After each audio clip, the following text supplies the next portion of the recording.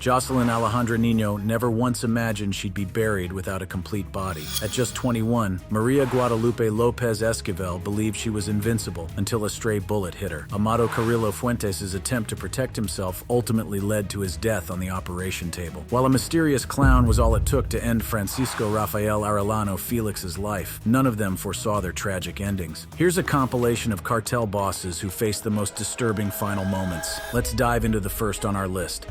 Pablo Escobar.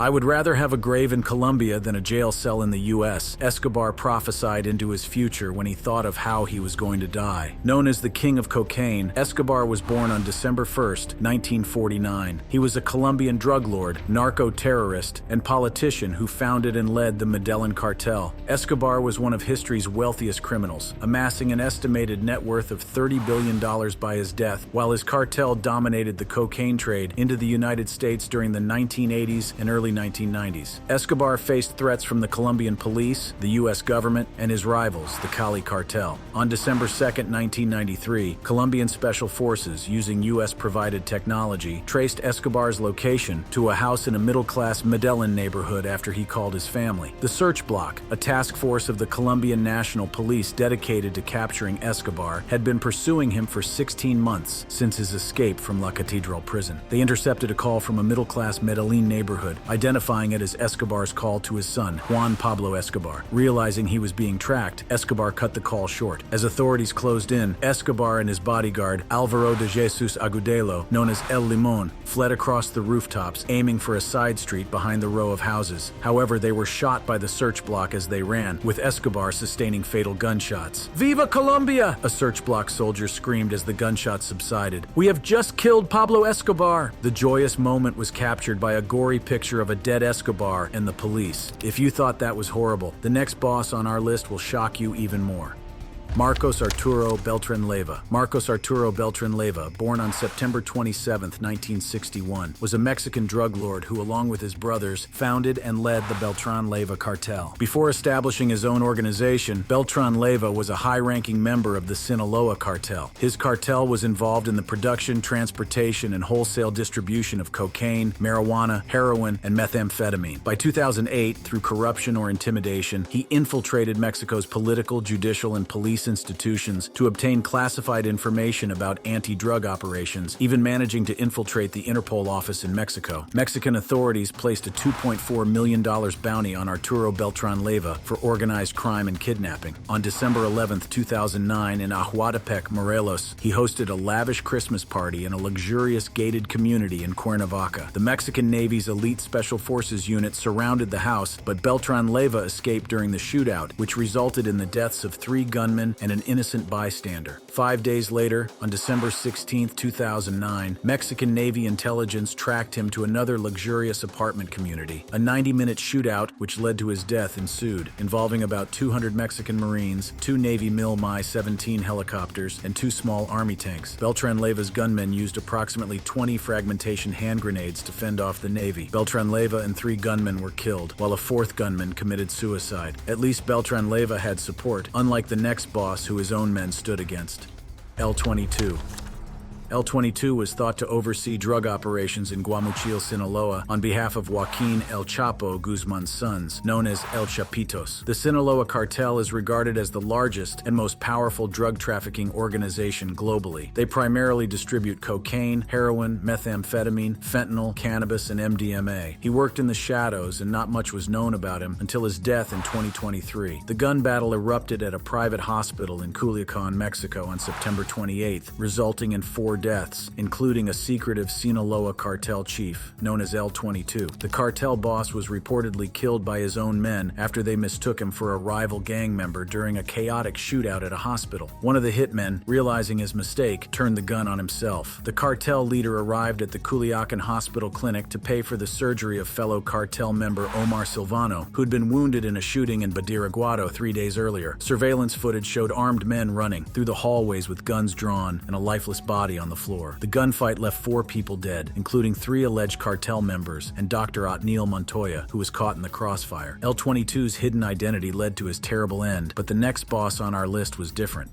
Maria Guadalupe Lopez Esquivel. Known as La Catrina, Lopez Esquivel was 21 when she met her tragic end. La Catrina, a skeletal female figure in a wide hat, is now closely associated with Mexico's Day of the Dead festivities, and this nickname was given to Lopez Esquivel due to her cruelty. According to El Universal, Lopez Esquivel left Tepalcatepec, where she was raised by her farmer parents, in 2017. She is believed to have joined the CJN after falling in love with one of its leaders, Miguel L.M.2 Fernandez. Under his mentorship, she quickly ascended the ranks, embracing a glamorous lifestyle within the cartel. In early 2020, a 21-year-old launched an attack on the military, National Guard, and police in La Bacanda, Michoacan. Authorities captured 6 male shooters and shot a woman. The 21-year-old collapsed behind a wall after being shot in the neck, her face and clothes covered in blood. Wounded, she was carried by a soldier while 7 other gang members, hands cuffed behind their backs, waited for a helicopter to airlift her to the hospital. Footage from the gun battle showed her struggling to breathe on the ground as a police officer tried to calm her down while she awaited a helicopter flight to the hospital. "Calm down, kid. The helicopter is coming for you," the officer says in the footage. "It is coming now. Easy, easy. You are going to be okay. Try to hang on." La Catrina succumbed to blood loss in the hospital shortly afterward. Just like La Catrina, the next boss on our list shared the same fate. Ignacio Nacho Coronel.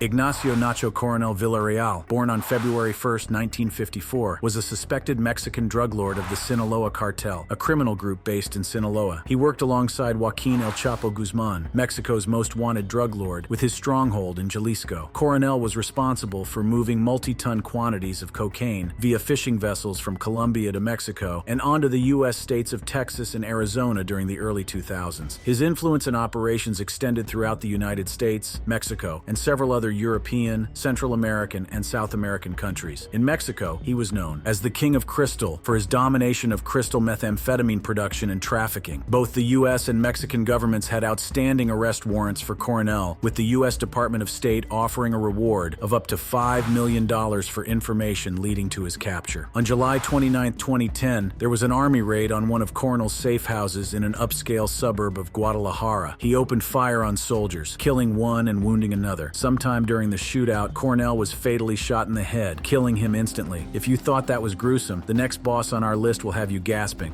Yesenia Pacheco. Yesenia, widely known by her nickname La Güera Loca, which translates to Crazy Blonde Girl, earned her name during her reign of terror in the Gulf Cartel, one of Mexico's oldest and most violent drug crime organizations. Little is known about her life before joining the Gulf Cartel, but it is believed she endured significant trauma that shaped her into a feared and brutal killer. Recruited by the Gulf Cartel in 2009, Yesenia quickly rose through the ranks due to her violent tendencies. She became a sicario, leading a group called Las Hanas, tasked with eliminating Los Zetas members. In 2011, a video of her brutally murdering and beheading a Los Zetas member went viral. Yesenia quickly became the top enemy of the Los Zetas cartel, who patiently waited for her to slip up. In 2013, nearly 5 years after she had become one of the Gulf Cartel's most brutal female killers and a significant threat, Los Zetas seized their chance. They abducted Yesenia and 3 other cartel members, showing no mercy. The incident was broadcast live to make a point with the murders. The men wanted to prolong Yesenia's death, making it especially gruesome and painful. They slit her throat with a machete, allowing her to bleed out and choke on her own blood for several minutes. Then the men beheaded Yesenia. Authorities found the women's bodies scattered in parts in different locations several days later. Yesenia had a terrible ending, but at least she knew her enemies before she died, unlike the next boss on our list.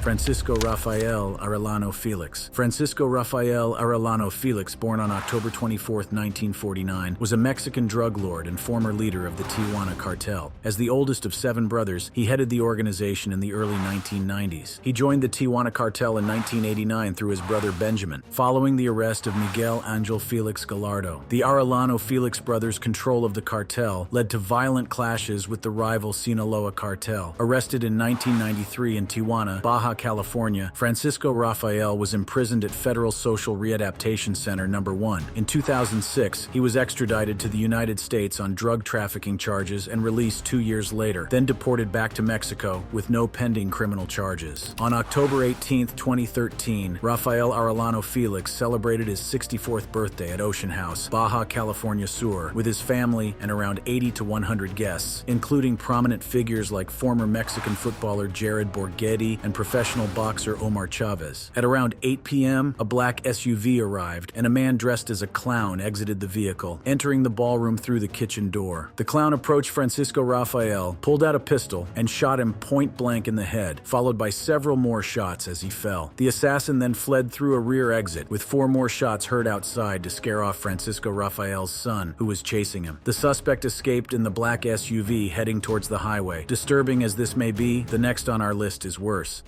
Jose Rodrigo Arechiga Gamboa. Jose Rodrigo Arechiga Gamboa, commonly known as El Chino Antrax, was a Mexican drug lord, professional hitman, and high-ranking member of the Sinaloa Cartel. Born on June 15, 1980, he founded and led Los Antrax, an enforcement group protecting cartel leader Ismael El Mayo Zambada and his sons. Arechiga was arrested on December 30, 2013, at Amsterdam Airport Schiphol for drug trafficking charges and extradited to the U.S. in 2014. He vanished from federal probation supervision in San Diego, becoming a wanted man once again. 10 days later, on May 16, 2020, his body was found inside an abandoned vehicle in Culiacan, Sinaloa, along with his sister Ada Jimena Arechiga Gamboa and her husband Juan Guillermo Garcia. Apparently, on the night of May 14, 2020, they were at home when a Sinaloa cartel hit squad arrived, leading to a fierce firefight with Chino using an automatic assault rifle. The gunfight lasted until dawn, and when they ran out of ammunition, they surrendered and were taken hostage. The next day, police in Ayun, Sinaloa, discovered a black SUV with 3 dead bodies inside, one of which was identified as Jose Rodrigo Arechiga Gamboa. He was shot dead, wrapped in cloth, and his head was covered with a black plastic bag. The other 2 bodies were identified as his sister and her husband. It was later reported that his murder was likely ordered by senior leaders of the Sinaloa cartel. The 3 victims showed signs of torture and were shot dead. Forensic experts and Arechiga's family confirmed his identity. Unlike Arechiga, the next on our list fought his way to death. Heriberto Lascano. Heriberto Lascano, also known by his aliases Z3 and El Lasca, was a notorious Mexican drug lord and leader of the Los Zetas cartel. He was one of Mexico's most wanted criminals. Lascano joined the Mexican army at 16 and later became part of the Grupo Aeromóvil de Fuerzas Especiales, GAFE, the Mexican Army Special Forces. He, along with around 30 other soldiers, was recruited by drug lords Ociel Cardenas Guillen and Arturo Guzman de Sena to form the Gulf Cartel's paramilitary group Los Zetas. His brutal torture methods earned him the nickname El Verdugo, the executioner, particularly for killing his victims by feeding them to lions and tigers he kept on a ranch. On April 21, 2012, the Mexican Armed Forces raided a party in Monclova, Coahuila, aiming to capture Lascano, but he managed to flee the scene and avoid capture. There had been multiple unconfirmed reports of Lascano's death in the years leading up to his actual demise, but these were disproved by Mexican and U.S. authorities. On October 7, 2012, the Mexican Navy responded to a civilian complaint about armed gunmen in Progreso, Coahuila. Upon arrival, Lascano and another gunman opened fire from a white van, resulting in a shootout that left Lascano, his accomplice, and a Marine dead. The Navy confirmed Lascano's death through fingerprint verification and photographs before handing his body to local authorities. Unlike Lascano, the next boss on our list suffered a gruesome end. Jocelyn Alejandra Niño.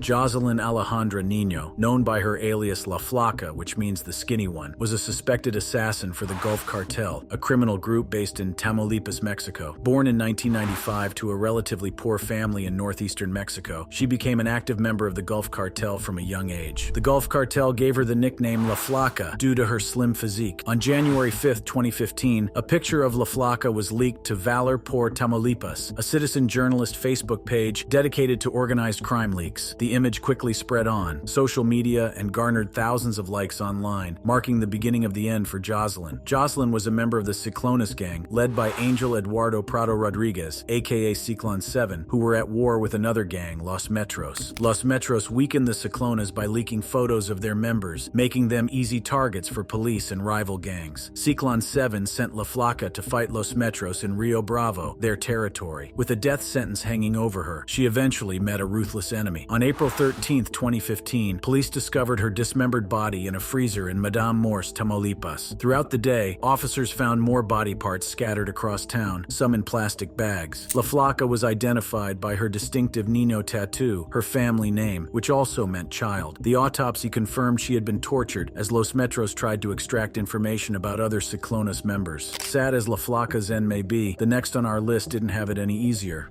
Amado Carrillo Fuentes. Amado Carrillo Fuentes, born on December 17, 1954 and died on July 5, 1997, was a notorious Mexican drug lord. He took control of the Juarez Cartel after assassinating his boss, Rafael Aguilar Guajardo. Carrillo became infamous as El Señor de los Cielos, the Lord of the Skies, due to his extensive fleet of jets used to transport drugs. He was also known for laundering money through Colombia to finance this fleet. Initially part of the Guadalajara cartel, Amado Carrillo Fuentes oversaw cocaine shipments for his uncle and learned border operations before collaborating with major drug lords like Pablo Escobar, the Cali Cartel, and El Chapo, ultimately building a multi-billion-dollar drug empire worth over $25 billion. The pressure to capture Carrillo intensified among U.S. and Mexican authorities. Carrillo Fuentes owned a house near the governor's residence and held narco fiestas in Tlaxcala. Governor Carrillo Olea resigned and was arrested. This pressure likely prompted Carrillo Fuentes to undergo facial plastic surgery and liposuction on July 4, 1997 at Santa Monica Hospital in Mexico City. However, complications arose during the operation, possibly due to a medication or a malfunctioning respirator, and he died a few hours after surgery. His body was flown to Sinaloa, sparking conspiracy theories that it did not belong to him, a debate that continues today. Carrillo, despite his efforts, met an unforeseen end, and so did the next boss on our list, Nazario Moreno. Nazario Moreno Gonzalez, known as El Chayo and El Mas Loco, was a Mexican drug lord who led La Familia Michoacana and later the Knights Templar cartel. Religion played a significant role in his upbringing, and he crafted an image of a protector among the poor by performing philanthropic deeds, which gave his cartel significant influence in Michoacan. His organization operated like a religious cult, with members given Bibles containing sayings and guidelines. On December 9, 2010, more than 2,000 Mexican federal police officers surrounded the village of El Alcalde in Apatzingan, Michoacan. La Familia Michoacana gunmen blocked town entrances with over 40 burning vehicles and surrounded Morelia to prevent police reinforcements, leading to a two-day shootout with at least 11 deaths. Initially reported dead, Moreno Gonzalez's body was supposedly taken by the cartel, sparking rumors he was still alive. Those rumors became true as on the morning of March 9, 2014, the Mexican Army and Navy located Moreno Gonzalez in Tumbiscatio, Michoacan. When authorities attempted to apprehend him, he opened fire and was killed in the ensuing gunfight. His identity was confirmed through DNA and fingerprint analysis. To prevent the theft of his body, over 150 law enforcement officers guarded the autopsy site in Apatzingan. Moreno Gonzalez died from 2 gunshot wounds to the chest. His body was transferred to Morelia for further testing. At the time of his death, he was wanted for drug trafficking, organized crime, kidnapping, murder, and theft. Just like Moreno, the next boss on our list suffered the same fate.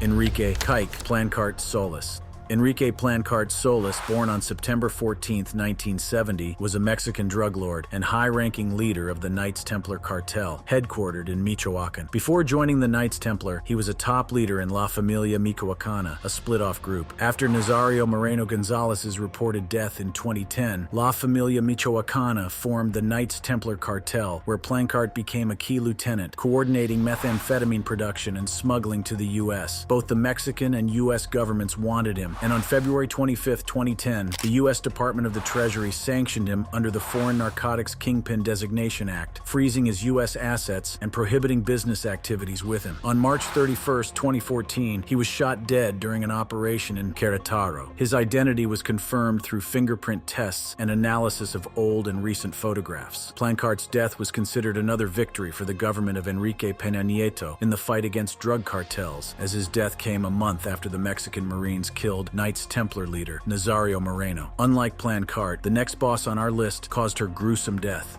Claudia Ochoa Felix. Claudia Ochoa Felix, born on January 15, 1987, and died on September 14, 2019, was a social media personality. In 2014, rumors spread that she was a high-ranking leader of Los Antrax, an enforcement group for the Sinaloa cartel, following the arrest of their leader Jose Rodrigo Arechiga Gamboa, also known as Chino Antrax. Ochoa Felix denied these claims and any involvement in organized crime. She was known on social media for her resemblance to Kim Kardashian and had accounts on platforms like Instagram and Snapchat, where she showcased her luxurious lifestyle with sports cars, planes, yachts, and various weapons. On September 14, 2019, Ochoa Felix was found dead in her private residence in Culiacan due to apparent pulmonary aspiration caused by a drug overdose. The previous night, she had been seen going home with an unidentified man after attending a party. The next morning, the man raised an alarm when she did not respond, and she was pronounced dead at the scene. Rumors circulated online that Ochoa Felix had been assassinated due to her alleged affiliations with Los Antrax and the Sinaloa Cartel. Just like Ochoa, the next boss on our list couldn't run away from a life she had begun.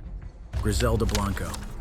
Griselda Blanco Restrepo was a Colombian drug lord who played a major role in the cocaine trade and Miami's underworld from the 1970s to the early 2000s. At her peak in the 1970s and 80s, Griselda Blanco became the first billionaire criminal, earning $80 million a month from smuggling cocaine from Colombia to the U.S. known as La Madrina, the Black Widow, the cocaine godmother, and the queen of narco-trafficking. She was a drug lord of the Medellin Cartel. On February 17, 1985, DEA agents arrested her and charged her with conspiring to manufacture, import, and distribute cocaine. She was found guilty and sentenced to 15 years in prison. While serving her sentence, Blanco faced 3 additional first-degree murder charges in Florida. In 1998, Blanco pleaded guilty to 3 counts of second-degree murder and was sentenced to 20 years in prison to run concurrently. In 2004, due to her frail health, she was granted compassionate release and deported back to Colombia. On September 3, 2012, Blanco and her pregnant daughter-in-law visited the Cardizo butcher shop on the corner of 29th Street in Medellin. As she exited, an assassin on a motorcycle shot her twice in the head, killing her. The method of her assassination mirrored the style Blanco herself had used during the Miami drug war. If you thought Blanco's death was scary, the next boss on our list will shock you more.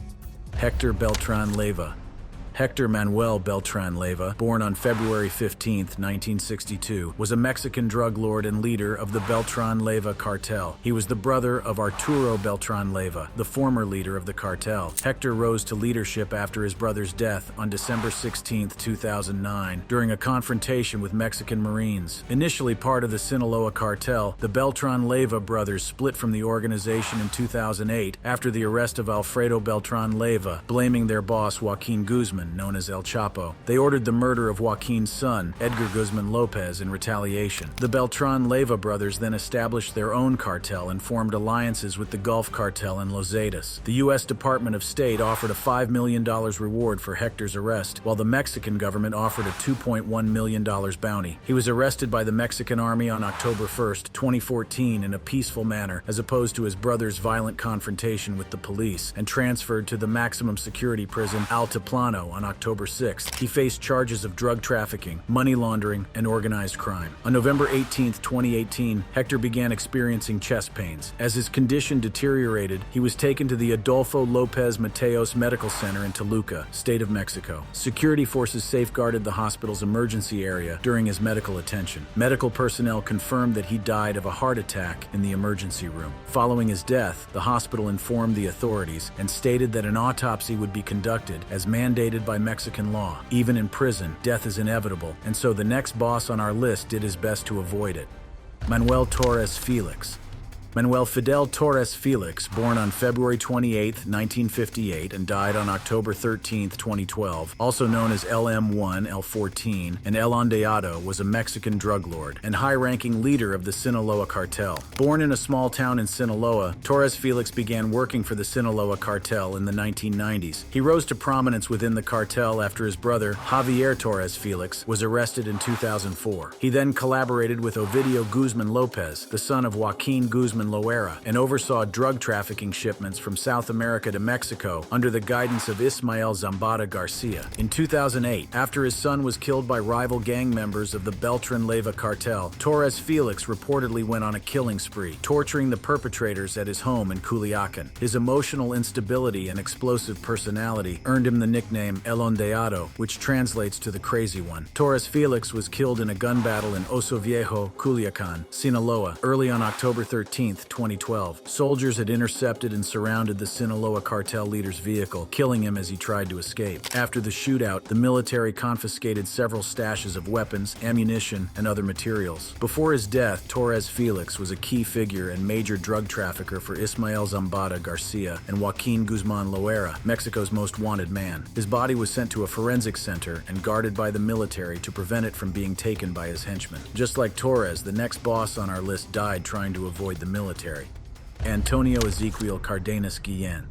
Antonio Ezequiel Cardenas Guillen, known as Tony Tormenta, was a Mexican drug lord and co-leader of the Gulf Cartel, based in Tamaulipas. Alongside Jorge Eduardo Costilla Sanchez, he was considered one of Mexico's most wanted men by security forces. Born in Matamoros, Tamaulipas, Antonio initially worked as a car washer at a local police station with his brother, Osiel Cardenas Guillen, the former cartel leader. By the late 1980s, Antonio entered the drug trade and later became the crime boss of Matamoros, overseeing the city's drug trafficking and organized crime activities. For at least 6 months, the Mexican armed forces were on the hunt for Antonio Ezequiel, nearly capturing him on 2 occasions. He avoided capture multiple times, relying on the armed squadron known as Los Escorpiones, the Scorpions, his private army. On April 7, 2010, there were 2 shootouts in Matamoros between Mexican Marines and Gulf Cartel members. Intelligence from these encounters allowed authorities to locate Ezequiel's home on September 14, 2010, but heavily armed gunmen intercepted the raid, allowing him to escape. On November 1, 2010, authorities learned he was in a safe house but missed capturing him. Antonio Ezequiel was killed on November 5, 2010, following an 8-hour shootout between Gulf Cartel gunmen and the Mexican Navy in Matamoros. Citizens of Matamoros reported the violence on social media while hiding in homes and offices. By 3:30 p.m., the military arrived to arrest Ezequiel, facing grenade and gunfire attacks. Over 300 grenades were detonated, and Gulf Cartel snipers fired from rooftops. The military ultimately killed Ezequiel and several bodyguards. The exact number of deaths remains unknown, making November 5, 2010 one of Matamoros' bloodiest days. Next on our list is a cartel boss whose dirty actions led to a very grave repercussion: